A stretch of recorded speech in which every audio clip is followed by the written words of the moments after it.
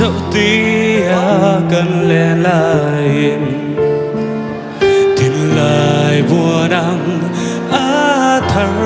lẽ chuyện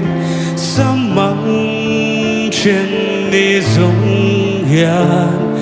er thuộc lẽ sẽ cần noa bé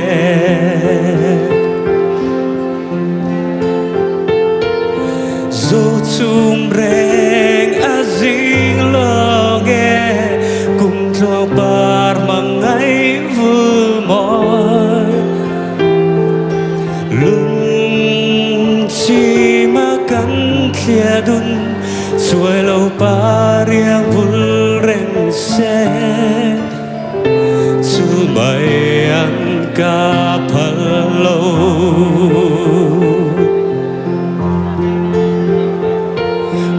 đã cho ta vạt kain cùng chua nghi nó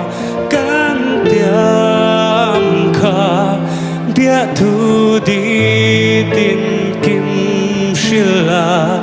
lên lại bar kan tlang kha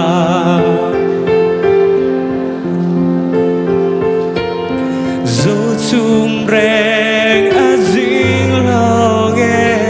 cùng cho bar mang ngày vui mỏi lung chi mà cắn kia đun xuôi lâu pa riêng vui reng xe chú bay ăn ca phật lâu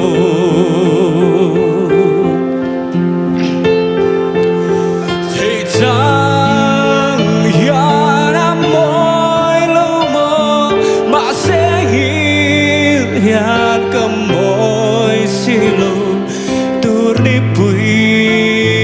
her chuak lul ro mong ngày bắt lan lên về na dù chung reng azing lo nghe cùng chuang bar mang ngày vui mỏi lung chi mà cắn kia đun xuôi lâu pa riêng vui reng xe chú mày ăn ca phật lâu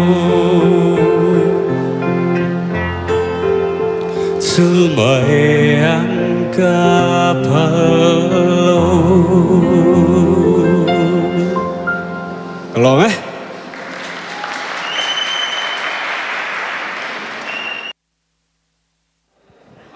Hello,